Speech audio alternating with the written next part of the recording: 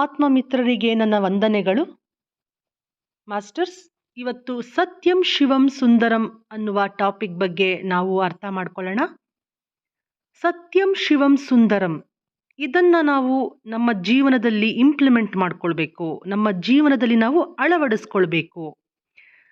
ಸತ್ಯಂ ಶಿವಂ ಸುಂದರಂ ಇದಕ್ಕೂ ಕರ್ಮ ಸಿದ್ಧಾಂತಕ್ಕೂ ಕನೆಕ್ಷನ್ ಏನು ಅನ್ನೋದನ್ನು ನಾವು ಅರ್ಥ ಮಾಡ್ಕೊಳ್ಳೋಣ. ಇವೆರಡರ ಮಧ್ಯೆ ಇರುವ ಕನೆಕ್ಷನ್ ಏನು, ಸಂಬಂಧ ಏನು? ದೈಹಿಕ ಶರೀರ, ಭಾವನಾತ್ಮಕ ಶರೀರ, ಮಾನಸಿಕ ಶರೀರ, 3 × 3 = 9 ಡೈಮೆನ್ಷನ್ಸ್ನ ನಾವು ನೋಡ್ಕೊಳ್ಬೇಕಾಗುತ್ತೆ ಮಾಸ್ಟರ್ಸ್. ಸತ್ಯಂ ಅಂದರೆ ಸತ್ಯ. ಏನು ಸತ್ಯ? ನಾವು ಯಾವ ಸತ್ಯವನ್ನು ಅರ್ಥ ಮಾಡ್ಕೊಳ್ಬೇಕು ಅಂತಂದರೆ, ನಾನು ಈ ಶರೀರವಲ್ಲ, ನಾನೊಂದು ಆತ್ಮಸ್ವರೂಪಿ. ಇದನ್ನು ಫಿಸಿಕಲ್ ಬಾಡಿಗೆ ಹೇಗೆ ನಾವು ಅಳವಡಿಸ್ಕೊಳ್ಬೇಕು ಅಂತ ಅಂದರೆ, ಸತ್ಯಂ ಅನ್ನೋವಂಥದ್ದನ್ನು ಪ್ರಿನ್ಸಿಪಲ್ಸ್ ಆಫ್ ಲೈಫ್, ಸತ್ಯ ಅರ್ಥ ಮಾಡಿಕೊಂಡು ಅದರ ಜೊತೆ ನಾವು ಜೀವಿಸುವಂಥದ್ದು ಮಾಸ್ಟರ್ಸ್.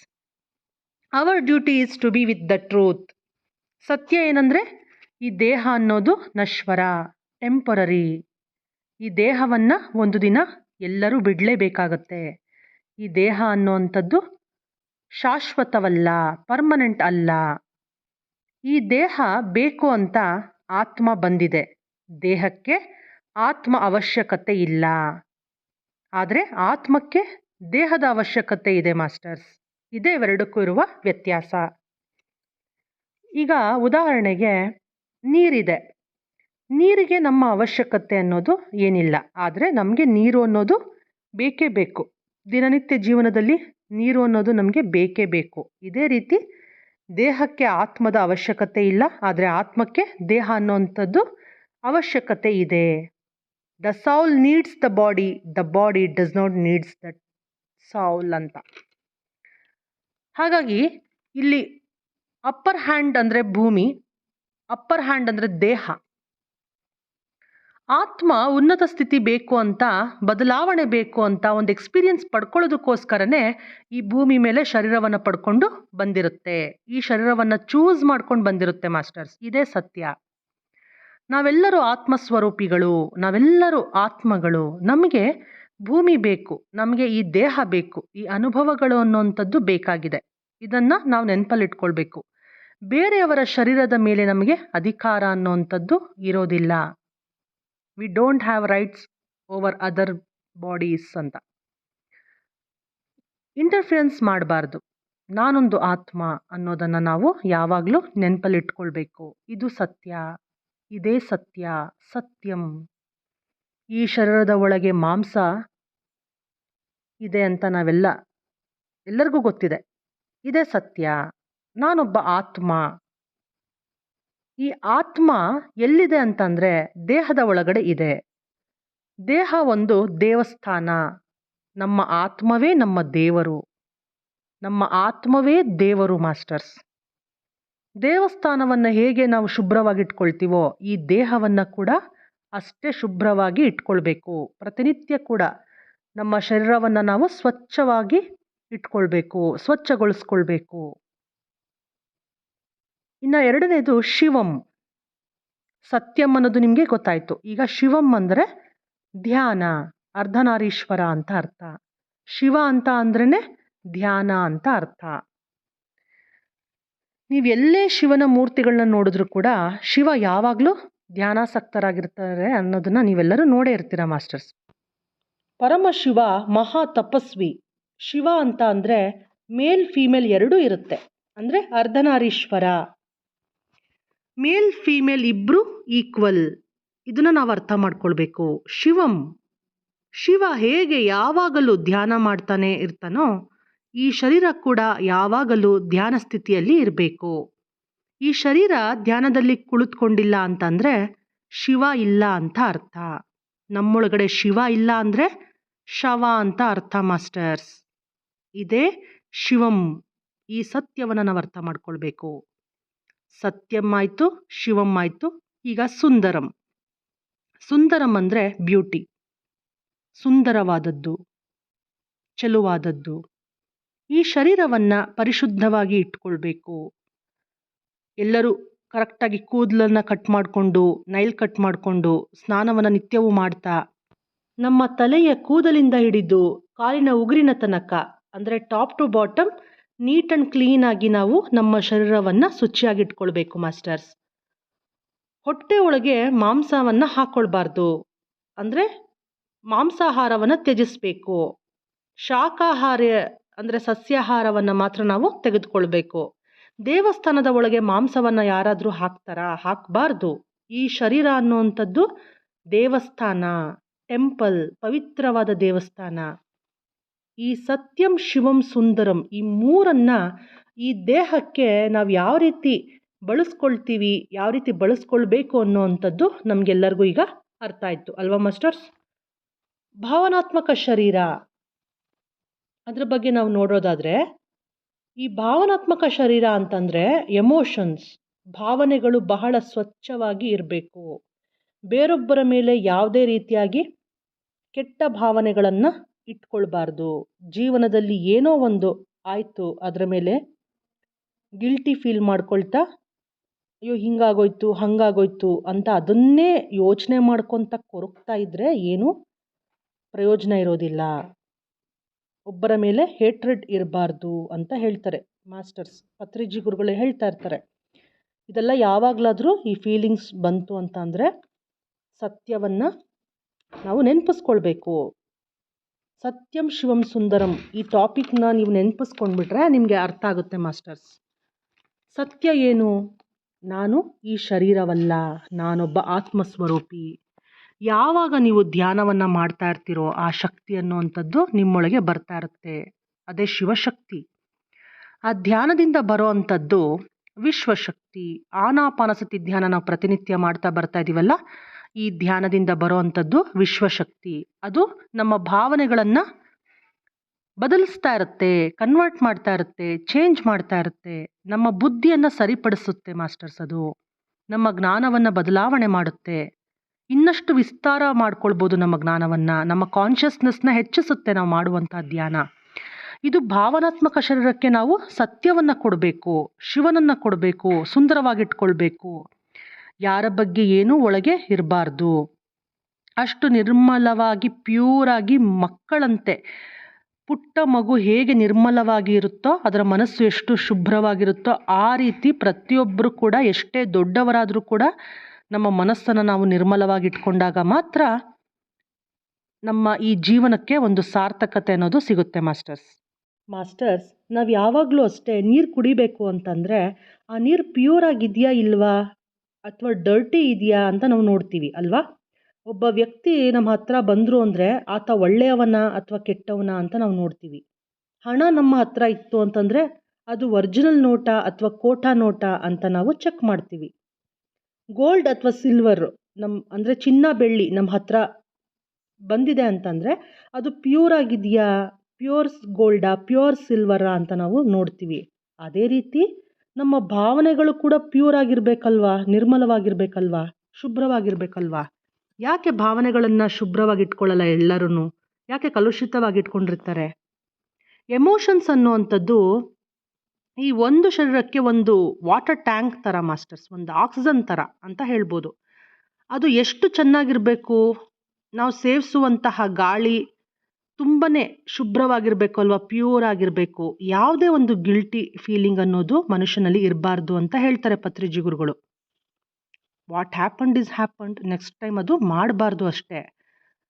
ನಾನು ಮಾಡಿದ್ದೇ ಮಾಡ್ತೀನಿ, ಆಗಿದ್ದಾಗಲಿ ನೋಡ್ತೀನಿ ಅಂದರೆ ಖಂಡಿತವಾಗಿ ಕರ್ಮಫಲ ಅನ್ನುವಂಥದ್ದು ಸರಿಯಾಗಿ ತಿರುಗೇಟ್ ಕೊಟ್ಟೇ ಕೊಡುತ್ತೆ ಆ ವ್ಯಕ್ತಿಗೆ.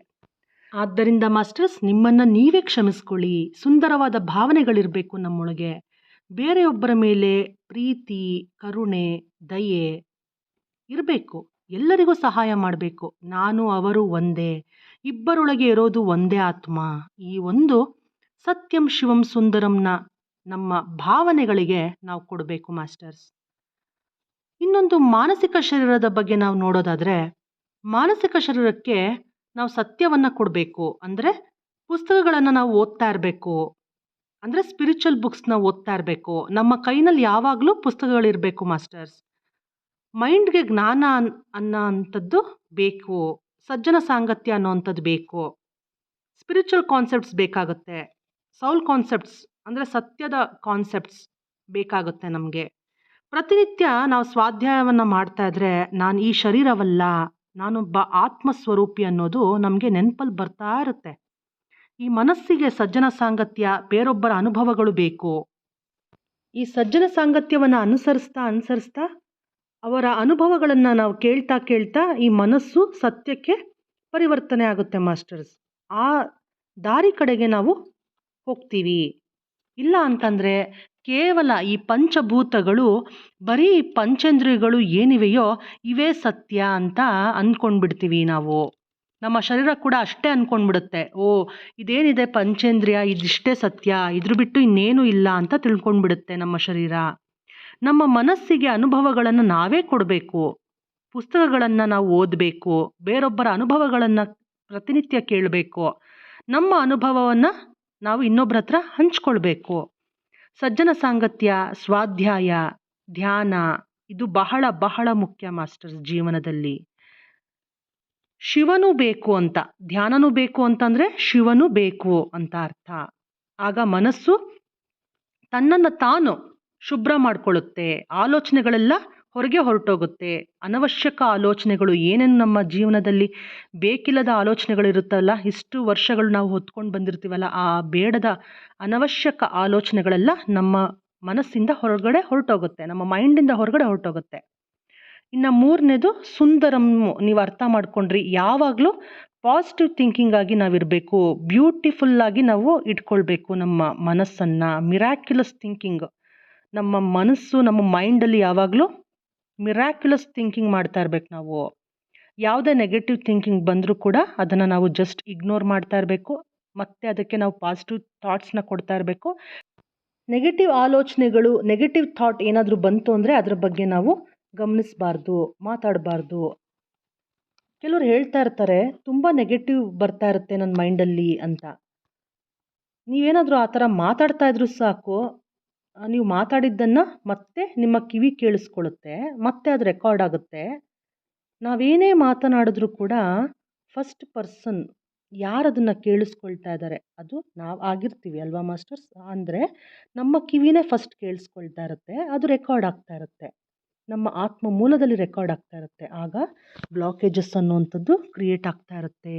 ಆದ್ದರಿಂದ ಈ ಸತ್ಯಂ ಶಿವಂ ಸುಂದರಂ ಅನ್ನೋದನ್ನು ಈ ಭೌತಿಕ ದೇಹಕ್ಕೆ ನಾವು ಕೊಡಬೇಕಾಗತ್ತೆ, ಈ ಫಿಸಿಕಲ್ ಬಾಡಿಗೆ ನಾವು ಕೊಡಬೇಕಾಗತ್ತೆ, ಭಾವನಾತ್ಮಕ ದೇಹಕ್ಕೂ ನಾವು ಕೊಡಬೇಕಾಗತ್ತೆ ಈ ಸತ್ಯಂ ಶಿವಂ ಸುಂದರಂ ಅನ್ನುವಂಥದ್ದನ್ನು. ನಮ್ಮ ಮಾನಸಿಕ ದೇಹಕ್ಕೂ ಕೂಡ ನಾವು ಕೊಡಬೇಕಾಗತ್ತೆ. ಆಫೀಸ್ ಆಗಿರಲಿ, ವೆಹಿಕಲ್ ಆಗಿರಲಿ, ಮನೆ ಆಗಿರಲಿ, ಯಾವಾಗಲೂ ಕೂಡ ಅದನ್ನು ನಾವು ಸ್ವಚ್ಛವಾಗಿ ಇಟ್ಕೊಳ್ಬೇಕು. ಕಸ ಅನ್ನೋದನ್ನು ಇಟ್ಕೊಳ್ಬಾರ್ದು, ಶುಭ್ರವಾಗಿ ಇಟ್ಕೊಂಡಿರಬೇಕು.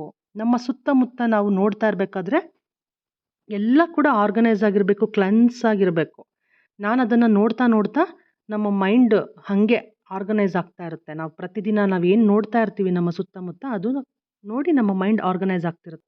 ಪತ್ರಿಜಿ ಗುರುಗಳು ಯಾವಾಗಲೂ ಹೇಳ್ತಾ ಇದ್ರು ಮಾಸ್ಟರ್ಸ್, ನಮ್ಗೆ ಏನು ಬೇಕಿಲ್ಲ ಅದನ್ನು ನಾವು ನೋಡೋಕ್ಕೆ ಹೋಗಬಾರ್ದು, ಸುಮ್ಮನೆ ಕಸ ತುಂಬಿಕೊಂಡಂಗೆ. ನಮ್ಗೆ ಏನು ಬೇಕಿದೆ, ನಮ್ಮ ಲೈಫಿಗೆ ಏನು ಬೇಕಿದೆ, ನಮ್ಮ ಕಣ್ಣಿಗೆ ಏನು ಬೇಕಿದೆ, ನಮ್ಮ ಮೈಂಡಿಗೆ ಏನು ಬೇಕಿದೆ ಅಷ್ಟು ಮಾತ್ರ ನಾವು ನೋಡಬೇಕು. ಅನವಶ್ಯಕವಾದಂಥ ನ್ಯೂಸ್ಗಳು, ಟಿ ವಿನಲ್ಲಿ ಅನವಶ್ಯಕವಾದಂಥ ಸೀರಿಯಲ್ಗಳು ಬರ್ತಾನೆ ಇರುತ್ತೆ. ಅದೆಲ್ಲ ನೀವು ನೋಡ್ತಾ ಇದ್ದೀರಾ ಅಂತಂದರೆ ನಿಜವಾಗ್ಲೂ ಕಸ ತುಂಬಿಕೊಳ್ತಾ ಇದ್ದೀರಾ ನಿಮ್ಮ ಮೈಂಡ್ಗೆ ಅಂತ ಅರ್ಥ. ಇದನ್ನ ನೆನಪಲ್ಲಿಟ್ಕೊಳ್ಳಿ ಮಾಸ್ಟರ್ಸ್. ನಿಮ್ಮ ಮನಸ್ಸು, ನಿಮ್ಮ ಮೈಂಡು ಕ್ಲೀನ್ ಆಗಿಲ್ಲ ಅಂತಂದರೆ ಆ ಕಸ ಅನ್ನೋವಂಥದ್ದನ್ನು ನೀವು ನೋಡ್ತಾ ನಿಮ್ಮ ಮನಸ್ಸು ಕೂಡ ಅದೇ ರೀತಿ ಕಸವಾಗೇ ಇರುತ್ತೆ, ಅನ್ಆರ್ಗನೈಸ್ಡ್ ಆಗಿರುತ್ತೆ. ನಮ್ಮ ಶರೀರ, ನಮ್ಮ ಸುತ್ತಮುತ್ತ ಇರುವ ಪ್ಲೇಸಸ್ ಯಾವಾಗಲೂ ಕೂಡ ಅಲ್ಲಿ ಸತ್ಯನೂ ಇರಬೇಕು, ಶಿವನೂ ಇರಬೇಕು, ಸುಂದರನೂ ಇರಬೇಕು. ಒಳಗೆ ಆಗಲಿ ಹೊರಗೆ ಆಗಲಿ, ನಮ್ಮ ದೇಹದ ಒಳಗೆ ಅಥವಾ ಹೊರಗೆ, ಈ 3 ಕಾನ್ಸೆಪ್ಟ್ಸ್ನ ನಾವು ಎಲ್ಲ ದೇಹಕ್ಕೂ ನಾವು ಕೊಡ್ತಾ ಇರಬೇಕು.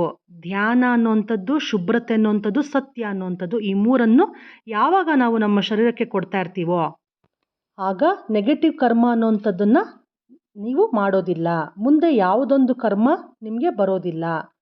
ಬಿಕಾಸ್ ನೆಗೆಟಿವಿಟಿ ಅನ್ನುವಂಥದ್ದು, ಆ ಡರ್ಟಿನೆಸ್ ಅನ್ನುವಂಥದ್ದು, ಆ ದರಿದ್ರ ಅನ್ನುವಂಥದ್ದು ನಿಮ್ಮಿಂದ ಹೊರ ಹೋಗ್ಬಿಟ್ಟಿರುತ್ತೆ ನೀವು ಮಾಡುವಂತಹ ಧ್ಯಾನದಿಂದ ಮತ್ತು ಸತ್ಯಂ ಶಿವಂ ಸುಂದರಂ ಅನ್ನೋ ಕಾನ್ಸೆಪ್ಟ್ನ ನೀವು ನಿಮ್ಮ ಜೀವನದಲ್ಲಿ ಅಳವಡಿಸ್ಕೊಂಡಿರೋದ್ರಿಂದ. ಮಾಸ್ಟರ್ಸ್, ಈ ಸತ್ಯಂ ಶಿವಂ ಸುಂದರಂ ಅನ್ನೋದನ್ನು ನಮ್ಮ ಜೀವನದಲ್ಲಿ ನಾವು ಅಳವಡಿಸ್ಕೊಂಡ್ವಿ ಅಂತ ಅಂದರೆ ಪಾಸಿಟಿವ್ ಥಿಂಕಿಂಗ್ ನಮ್ಮಲ್ಲಿ ಹೆಚ್ಚಾಗಿ ಶುದ್ಧವಾಗಿ ಎಲ್ಲರಿಗೂ ಸಹಾಯ ಮಾಡಬೇಕು ಅನ್ನುವಂಥ ಭಾವನೆಗಳು ನಮ್ಮಲ್ಲಿ ಹುಟ್ಟುತ್ತೆ ಮಾಸ್ಟರ್ಸ್. ಶುದ್ಧವಾಗಿ ನಾವು ಯಾವಾಗ ಇರ್ತೀವೋ ಆಗ ಹೊಸ ಹೊಸ ನೆಗೆಟಿವ್ ಕರ್ಮಗಳನ್ನು ನಾವು ಮಾಡೋದಿಲ್ಲ, ನೆಗೆಟಿವ್ ಅಕೌಂಟ್ನಲ್ಲಿ ಬರೋದಿಲ್ಲ. ಅಂದರೆ ನಮ್ಮ ಅಕೌಂಟಲ್ಲಿ ನೆಗೆಟಿವ್ ಅನ್ನೋಂಥದ್ದು ಬ್ಯಾಲೆನ್ಸ್ ಇರೋದಿಲ್ಲ, ಯಾವಾಗಲೂ ಪಾಸಿಟಿವ್ ಕರ್ಮನೇ ಬರ್ತಾ ಇರುತ್ತೆ. ನಮ್ಮನ್ನು ನಾವೇ ಟೆಸ್ಟ್ ಮಾಡ್ಕೊಂಡು ನೋಡ್ಕೊಳ್ತಾ ಇರ್ಬೇಕು ಮಾಸ್ಟರ್ಸ್, ಪ್ರತಿನಿತ್ಯವೂ ಅಷ್ಟೇ. ನನ್ನ ಶರೀರವನ್ನು ನಾನು ಸತ್ಯಂ ಶಿವಂ ಸುಂದರಂಗೆ ಬದಲಾಯಿಸ್ಕೊಂಡಿದ್ದೀನಾ ಇಲ್ವಾ, ನನ್ನ ಮನಸ್ಸು ಹೇಗಿದೆ, ನನ್ನ ಭಾವನೆಗಳು ಯಾವ ರೀತಿ ಇದ್ದಾವೆ ಅಂತ ನಮ್ಮನ್ನು ನಾವೇ ಸೆಲ್ಫ್ ಚೆಕ್ ಮಾಡ್ಕೊಳ್ತಾ ಇರಬೇಕು. Be a light unto yourself ಅಂತ ಹೇಳ್ತಾರೆ, ಅಪ್ಪೋ ದೀಪೋ ಭವ ಅಂತ ಹೇಳ್ತಾರೆ. ಆತ್ಮಕ್ಕೆ ನೆಗೆಟಿವ್ ಅನ್ನೋವಂಥದ್ದು ಏನು ಬೇಕಿರೋದಿಲ್ಲ. ನಮಗೆ ಯಾಕೆ ಬೇಕು? ಬೇರೊಬ್ಬರ ಬಗ್ಗೆ ಒಂದು ನೆಗೆಟಿವ್ ಮನೋಭಾವನೆ ನಮ್ಮಲ್ಲಿ ಇರಬಾರ್ದು. ಆತ್ಮಕ್ಕೆ ಅದು ಬೇಕಾಗಿಲ್ಲ. ಬೇರೊಬ್ಬರ ಬಗ್ಗೆ ಒಂದೂ ನೆಗೆಟಿವ್ ಆಲೋಚನೆ ಅನ್ನೋಂಥದ್ದನ್ನು ನಾವು ಮಾಡಬಾರ್ದು. ಆತ್ಮಕ್ಕೆ ಅದು ಬೇಕಾಗಿರೋದಿಲ್ಲ. ಬೇರೊಬ್ಬರ ಬಗ್ಗೆ ಯಾವುದೇ ಒಂದು ನೆಗೆಟಿವ್ ಮಾತು ನಮ್ಮಲ್ಲಿ ಬರಬಾರ್ದು. ಆತ್ಮಕ್ಕೆ ಅದು ಬೇಕಾಗಿರೋದಿಲ್ಲ. ಆತ್ಮಕ್ಕೆ ಏನು ಬೇಕೋ ಅದನ್ನು ಮಾತ್ರ ನಾವು ಕೊಡಬೇಕು, ಸತ್ಯದಲ್ಲಿ ಜೀವಿಸ್ಬೇಕು.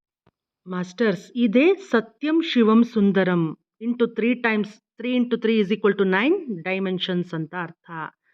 ಸತ್ಯಂ ಶಿವಂ ಸುಂದರಂ ಅನ್ನುವಂತಹ ಈ ಅದ್ಭುತವಾದ ಟಾಪಿಕ್ ನಿಮ್ಮೆಲ್ಲರಿಗೂ ಇಷ್ಟ ಆಗಿದೆ ಅಂತ ನಾನು ಭಾವಿಸ್ತಾ, ಮತ್ತಷ್ಟು ಆಸಮ್ ವಿಡಿಯೋಸ್ಗಳೊಂದಿಗೆ ನಿಮ್ಮನ್ನು ಭೇಟಿಯಾಗ್ತೀನಿ ಮಾಸ್ಟರ್ಸ್. ಅಲ್ಲಿವರೆಗೂ ಎಲ್ಲರಿಗೂ ನಮಸ್ಕಾರಗಳು. ಈ ವಿಡಿಯೋವನ್ನು ನೋಡಿದ್ದಕ್ಕೆ ಧನ್ಯವಾದಗಳು.